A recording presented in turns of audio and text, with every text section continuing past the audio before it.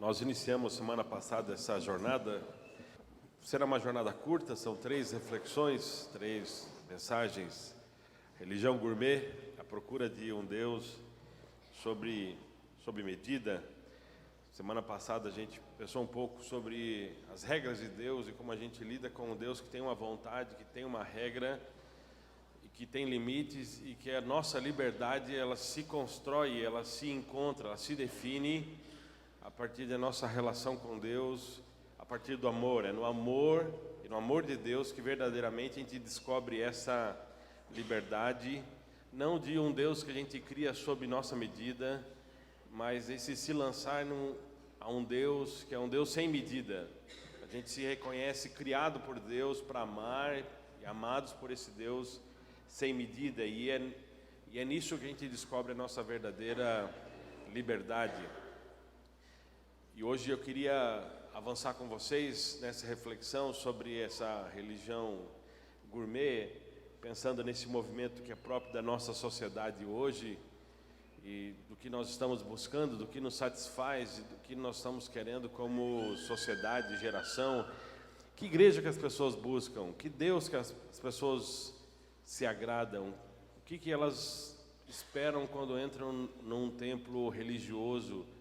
Por que as pessoas estão buscando sacerdotes, verdades religiosas, de alguma maneira, essas verdades transcendentes, metafísicas, isso que a gente não leva para um laboratório, que a gente não leva para a filosofia, mas de alguma maneira a gente resolve na fé, na alma.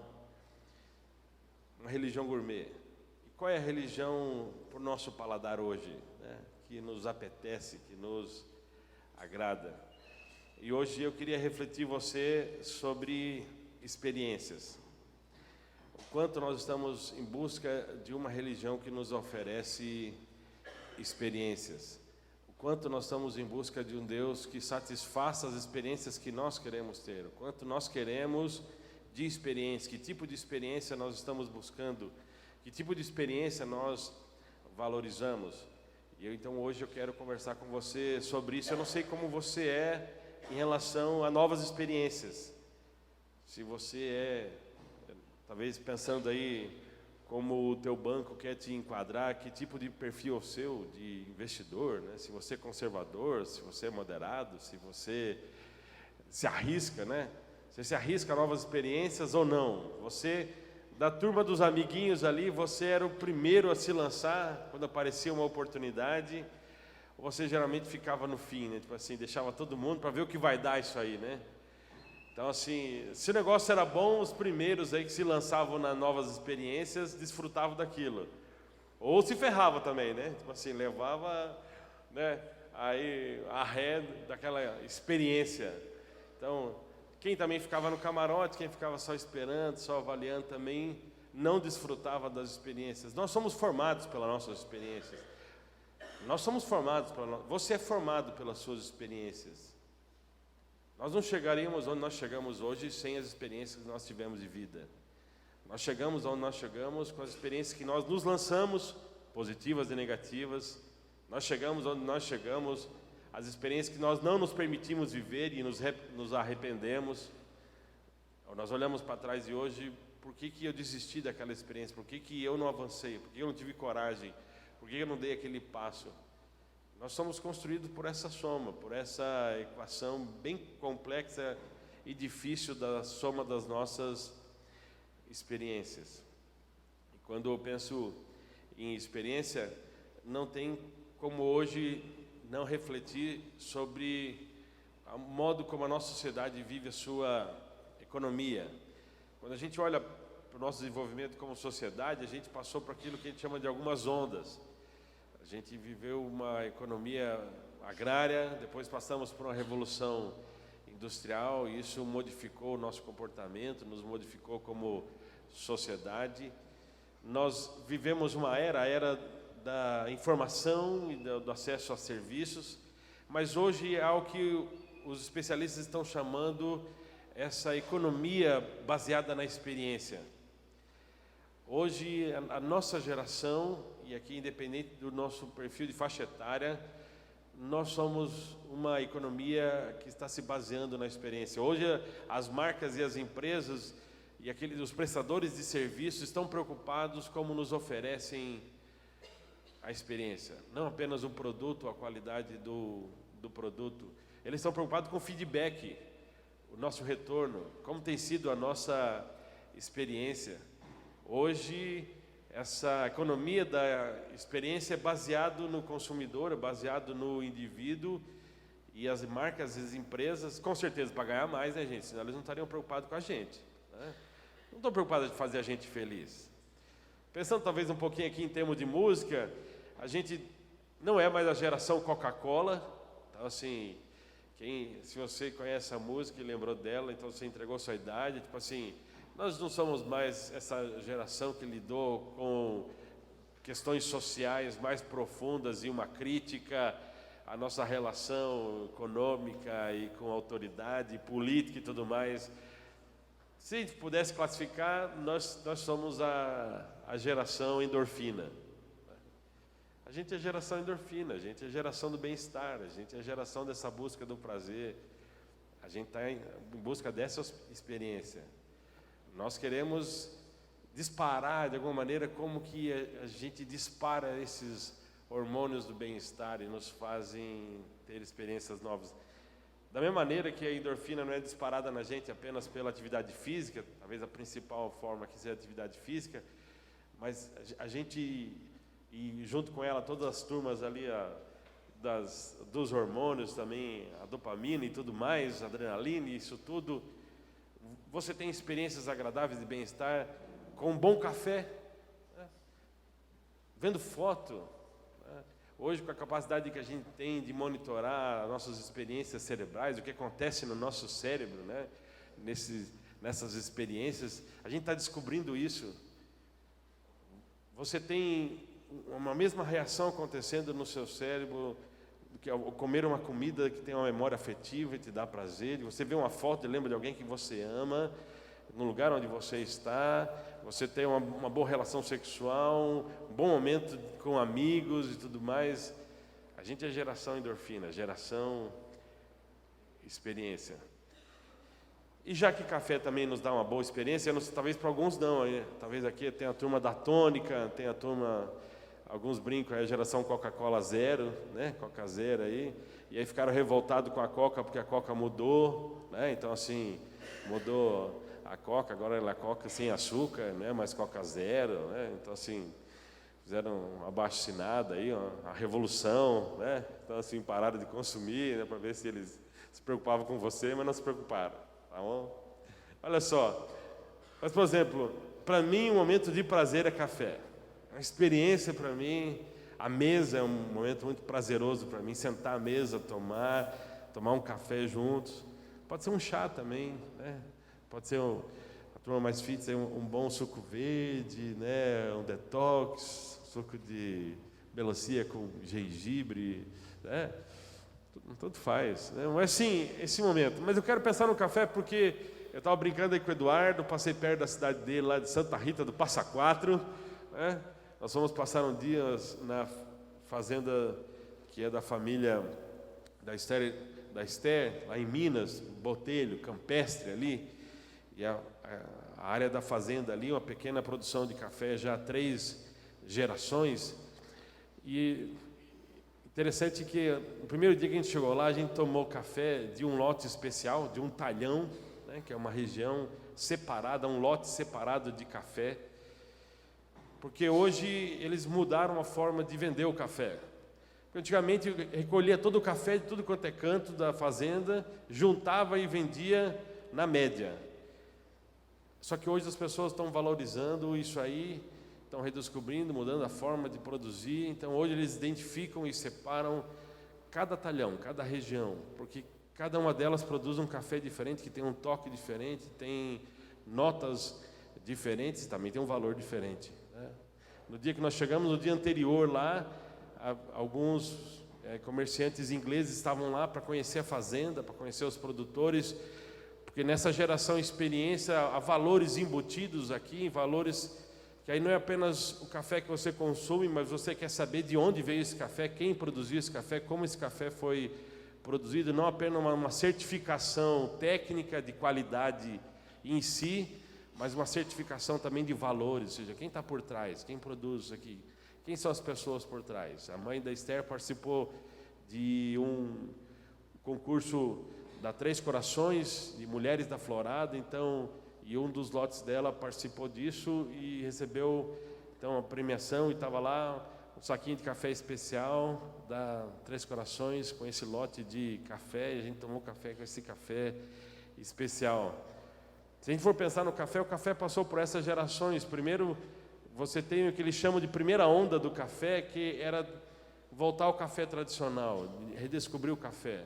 Depois tem um momento que é a segunda onda, que são as redes cafeteiras aí, né? Você tem o Starbucks, você tem aí, hoje, quem imaginava, por exemplo, há 10, 15 anos, você ter não apenas padoca, né? Onde você vai lá e toma o seu pingado, tem o seu café. Hoje a gente tem esse lugar que nos oferece café, e hoje mais do que apenas redes profissionais aí que nos oferecem café, hoje a gente tem uma experiência com o café que também trouxe isso para casa. Você hoje entende melhor, você consegue ter café em casa melhor até que a padaria, que muitas cafeterias. Você tem acesso a grãos, você tem acesso a maquinário, por exemplo, você torrar em casa do jeito que você gosta. Você imaginar que você pode fazer um V60, você pode fazer um Aeroexpress, você pode fazer a prensa francesa, o seu filtrado. Até hoje o filtrado virou gourmet, né, gente? Aquele negocinho, trenzinho assim, que você tem um coadorzinho de papel e tudo mais. Tem valor por trás disso. A gente está mudando a forma de coar o café, pensando na ecologia, pensando na natureza. A gente vive essa experiência, não é apenas só café, não é só tomar café. Tem tudo isso por trás. Nós somos essa geração de viver essa experiência. Alguém pode dizer que a gente é meio parecido com o Starbucks aqui, porque a gente tem nossas luzinhas com dimmer, nosso ambiente aqui. E realmente a gente se pergunta, por que a gente quer oferecer esse ambiente para você aqui? Talvez eu tenha que te dizer que a gente, se você já é cristão, a nossa grande preocupação de oferecer isso não é por causa de você, mas é porque hoje nós, infelizmente, através da história, a gente conseguiu criar uma barreira entre as pessoas e a igreja, e a gente precisa se preocupar que impacto o ambiente tem na vida das pessoas, para que elas possam ouvir o que elas precisam ouvir e poder oferecer. Porque se você que é crente, você podia sentar numa cadeira dura para estar aqui e saber que é importante ouvir a palavra de Deus. Você que é macaco velho, crente aí desde 1900 e bolinha, né? Você podia estar aqui com alguém tocando as notas atravessadas, cantando igual uma taquara rachada, porque você entende que é importante louvar a Deus, né? Não importa as circunstâncias. Mas de alguma maneira nós queremos poder aproximar pessoas que não conhecem a Deus, ou que se machucaram com Deus, daqueles que fizeram em nome de Deus, em nome da igreja, e afastaram de Deus. Então não ache você que a gente tem esse ambiente aqui para te oferecer uma experiência de consumo. Nosso desafio não é consumo. Na religião gourmet, as pessoas estão procurando consumir. Por isso que elas trocam tanto de igreja, porque assim, a hora que aquele produto não está bom, vamos procurar outro lugar para consumir. É que nem restaurante novo em Rio Preto, gente. É 2, 3 meses, lota, né? Você acha que vai bombar, 6 meses depois quebrou, né? Porque é isso, a gente vai lotar nos 3 primeiros meses, como é que você aguenta depois? A pessoa não se planejou bem financeiramente. A igreja onde trabalhei antes de ir para Vitral, o pastor Mário, que já é pastor aqui há 18 anos, dizia assim, olha, o empresário em Rio Preto que não se preparar para ficar 2 anos, 3 anos só injetando dinheiro num negócio, não aguenta em Rio Preto. É cultura, é jeitão. Você quer estabelecer uma marca, quer estabelecer um comércio aqui, você precisa se preparar. Você precisa investir. Porque hoje é isso, a gente muda de gôndola, a gente muda de espaço. Nós somos essa geração em busca de experiência. E eu, de cara, já queria lembrar com você, nós somos essa soma de experiência, mas Deus está mais preocupado que a gente tenha experiência de vida do que experiências na vida. Todos nós vamos ter experiências na vida.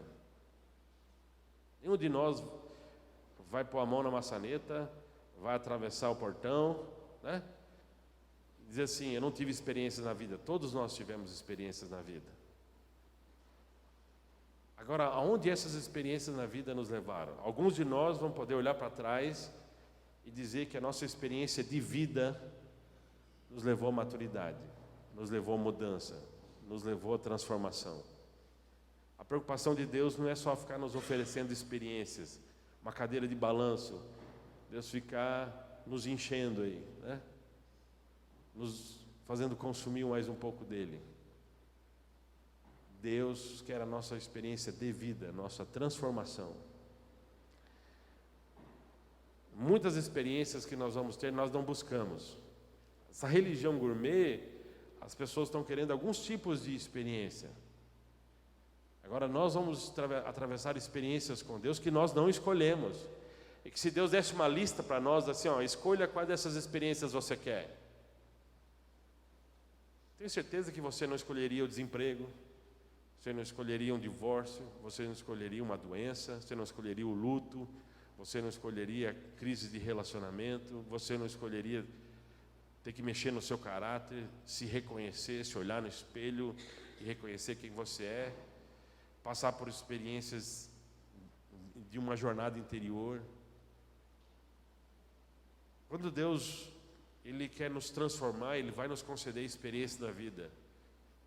Mas muitas delas não são as experiências que nós buscaríamos. Essa geração de consumo religioso vai ficar escolhendo as suas experiências. Quer ter uma experiência agradável de domingo. Então, se ela vai num lugar e quem está lá na frente em nome de Deus fala algo que não lhe agrada, ela vai buscar outra experiência.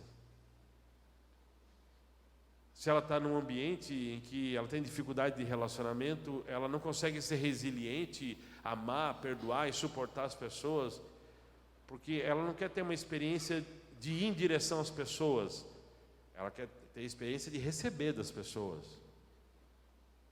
Quem de nós aqui entende que a vida é formada por essa soma de experiências e de alguma maneira já foi tratado por Deus? O centro da nossa vida não somos nós mesmos.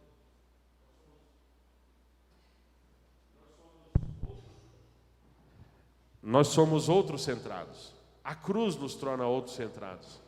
E muitas das nossas experiências profundas de mudança é essa jornada em que Deus nos conduz ao outro. Para que mais do que a experiência do perdão? Enquanto nós somos apenas consumidores de experiências, nós estamos centrados em nós mesmos. E nós não escolhemos fazer a jornada de ter que perdoar alguém. Nós queremos que essa pessoa reconheça o seu erro e venha nos pedir perdão, para dizer que nós estávamos certos. Quando o Evangelho nos desafia a sermos transformados, Ele quer nos tirar dessa soma de experiências de consumo e nos trazer para uma experiência de transformação. Nós poderíamos dizer que desse lado da busca de experiência, a satisfação. Na religião gourmet, nós estamos em busca de experiências que nos satisfaçam. A proposta de Deus para nós é nos oferecer uma jornada, e Ele é o Deus da jornada de experiências que nos tragam maturidade. Nós vamos atravessar experiências, e Deus vai nos conceder maturidade. A gente vai poder olhar para trás e olhar para a nossa experiência de vida e ver que Deus nos mudou. Não somos mais os mesmos. Lembrando do Renato Russo aqui, por que nós somos programados, né? Para que nós somos programados? O que é esse lixo enlatado que a gente recebe? Nós somos uma geração programada para consumo e também para consumo religioso. E eu queria olhar com você uma experiência de um homem, e ele é um homem marcado por muitas experiências, e provavelmente quase todas as experiências que você pensar na sua vida, você tem uma experiência dele para te ajudar. Ele é Davi, e eu quero olhar para dois momentos da vida dele e pensar nessa busca de experiências e como as experiências podem nos conduzir a maturidade, mais do que ser um consumo de satisfação. O primeiro texto que eu quero olhar com vocês é 1 Samuel 17, e é o clássico, o hit dele, mais conhecido, né? E eu não assisti a versão televisiva, né? Talvez se você assistiu, nada contra você gostar de novela, mas pelo menos uma boa novela, né? Só que assim, muito que estava lá não está na Bíblia, tá? Isso tem uma arte chamada um artista por trás disso chamado roteirista, né? Então ele precisa fazer valer o salário dele. Então muito que você viu lá na novela, tá? Do Davi não está na Bíblia, tá? E aí tem toda a liberdade poética e criatividade também.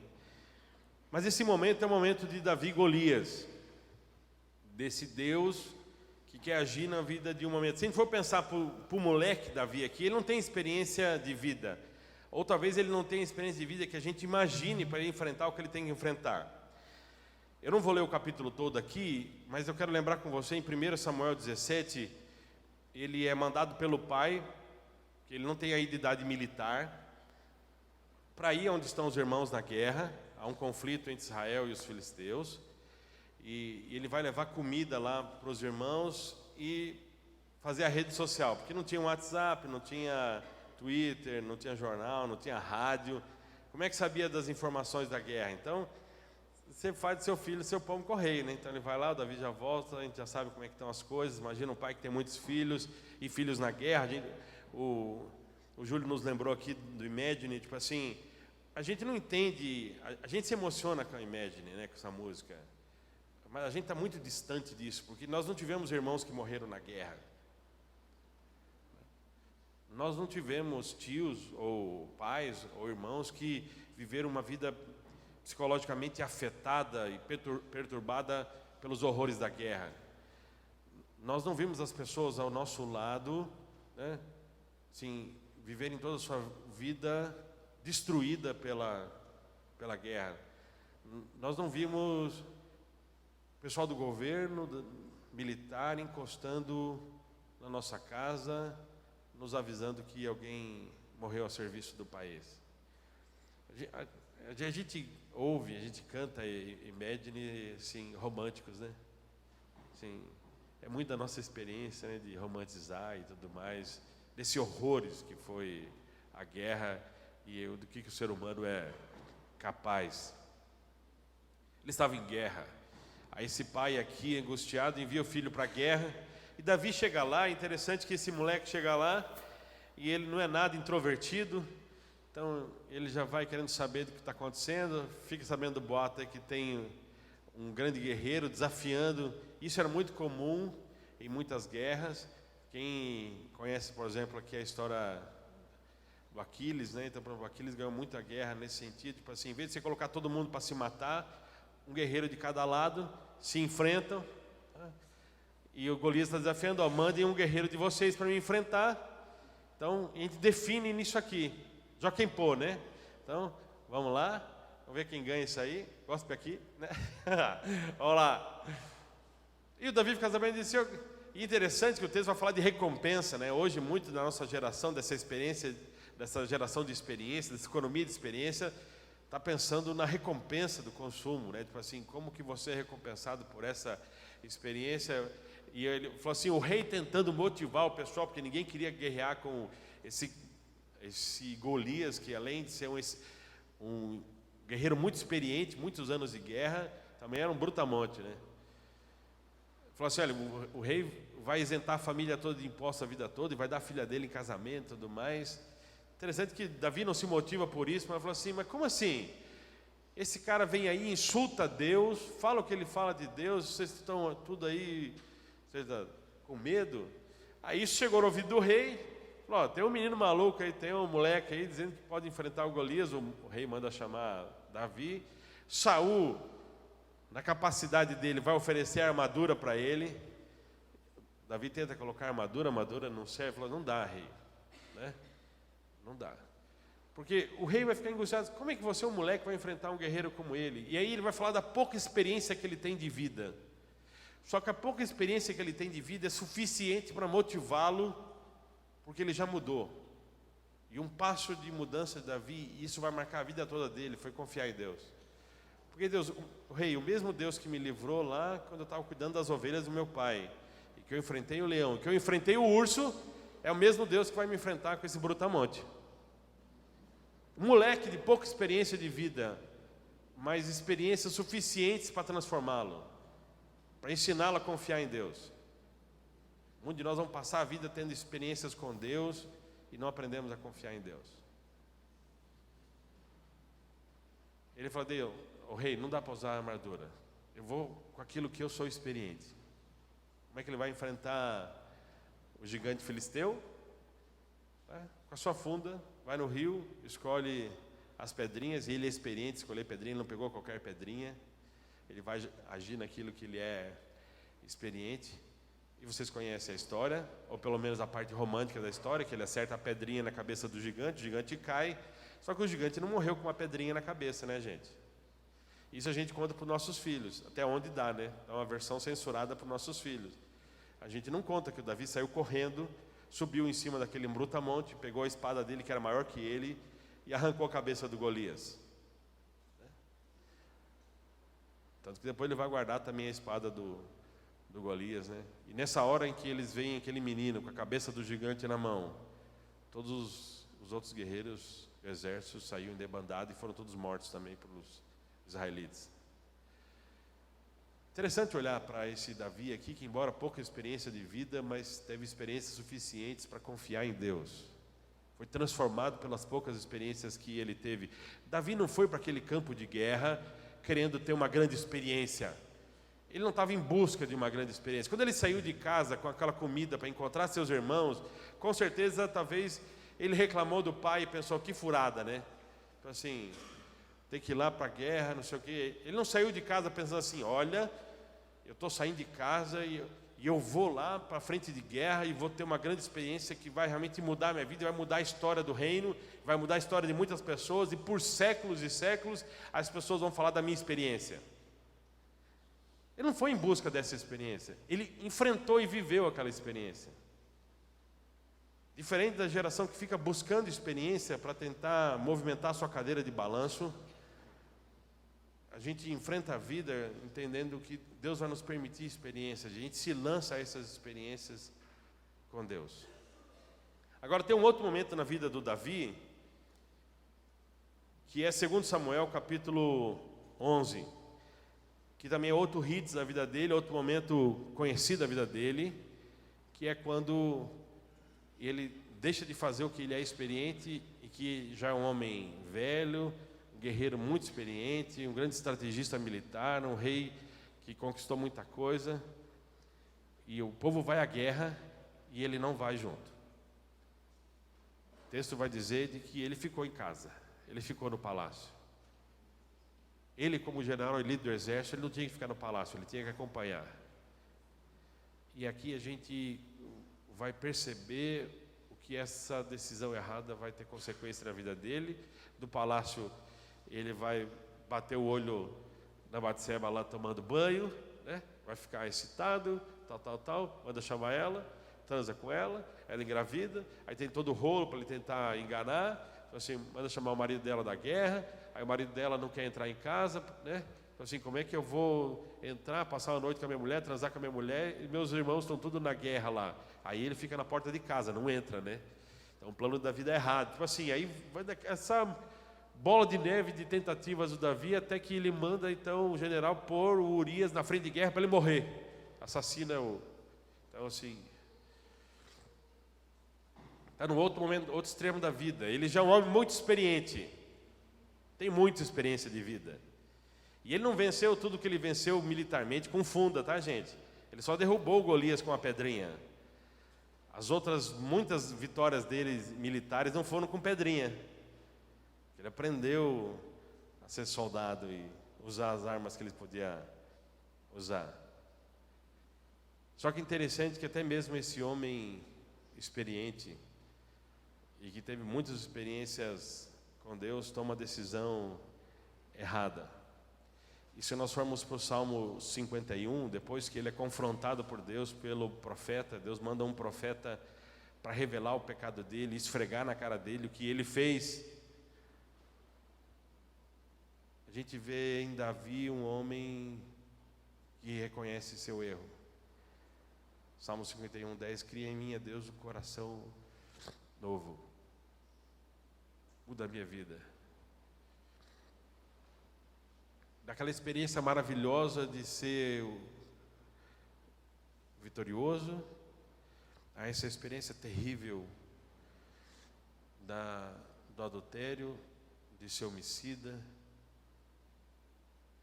Davi, ele aprende com as suas experiências. Ele é transformado por Deus. A geração experiência que é satisfação. E mesmo que essa satisfação seja fora da vontade de Deus, é uma geração que quando Deus o confronta, não se arrepende. Aí eles vão em busca de um outro Deus que não confronte a sua satisfação. É um Deus que não confronte o modo como eu me satisfaço do uso do meu dinheiro. É o Deus que não me confronta do modo como eu uso a minha sexualidade. Deus que não me confronta do modo que eu uso a minha língua. O Deus que não me confronta do modo como eu trato a minha esposa. Um Deus que não me confronta do modo como eu educo meus filhos. O Deus que não me confronta do modo da minha ética com os meus funcionários, ou até mesmo com a empregada que eu romanticamente chamo de secretária, mas trato como escravo dentro da minha casa. Na busca de satisfação, esse Deus, ele não pode me confrontar. E a gente aprende com Davi que mesmo quando as experiências mais terríveis de ser confrontado por quem ele era e ainda não era, ele se permite ser transformado. Ele não era um homem de fé perfeita, tanto que errou e desobedeceu a Deus. E depois disso ainda ele vai cometer outras mancadas. Mas por que ele é chamado homem do coração de Deus, segundo o coração de Deus? Porque ele não era um homem em busca de experiências que o satisfizessem. Mas um homem que atravessou todas as experiências de ser traído por um filho, e de viver esse drama dentro da sua casa, de ter um filho assassinando outro filho, lidar com os seus próprios erros, lidar com tudo isso, um homem que se permitiu ser transformado. Na religião gourmet, nós não queremos transformação, nós queremos satisfação.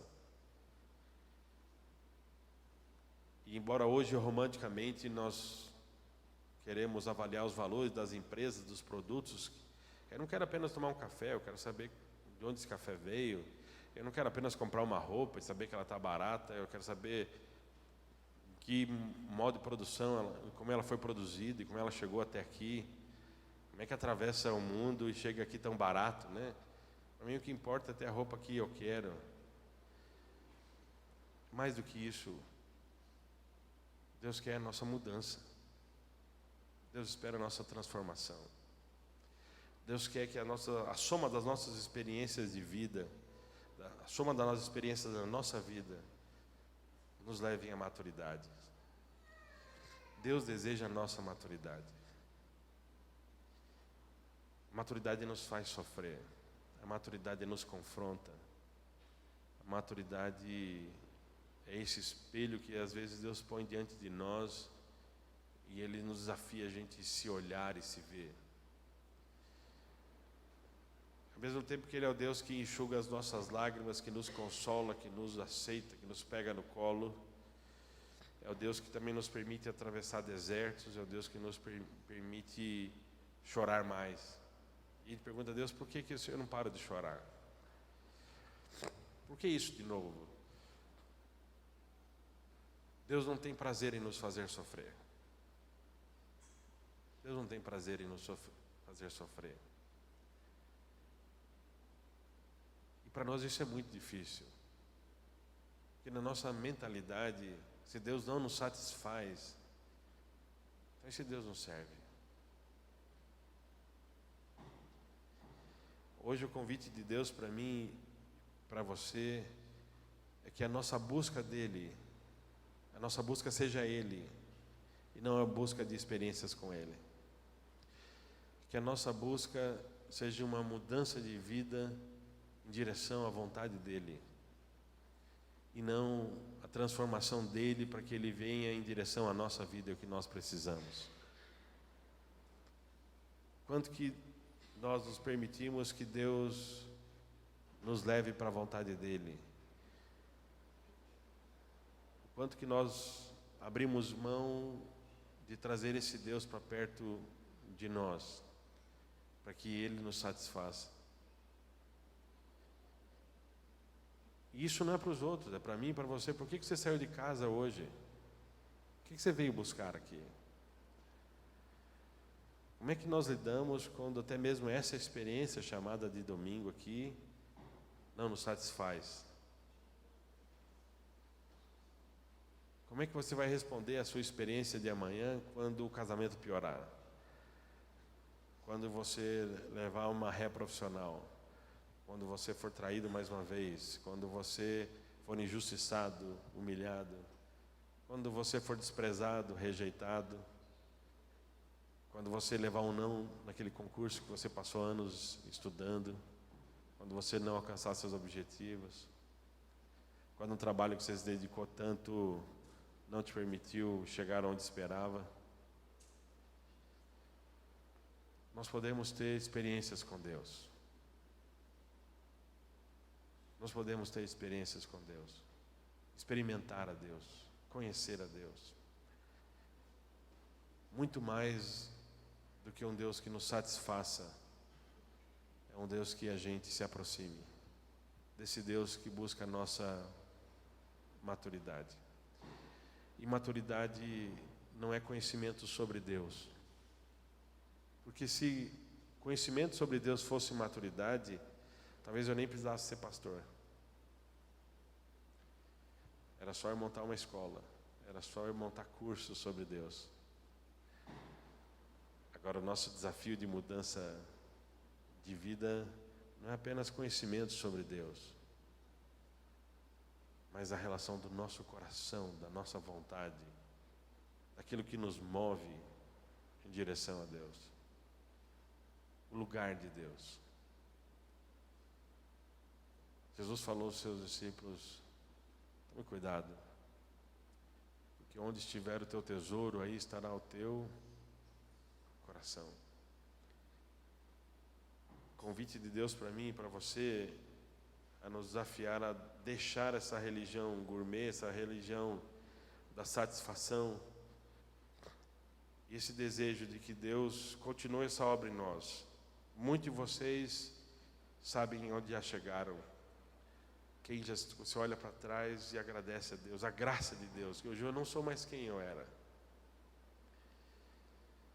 Só que isso não gera em nós orgulho, isso gera em nós gratidão. O que nós alcançamos de maturidade não gera em nós orgulho. O que nós alcançamos de maturidade gera em nós amor e gera em nós gratidão. Muito obrigado, Deus. Obrigado por não desistir de nós.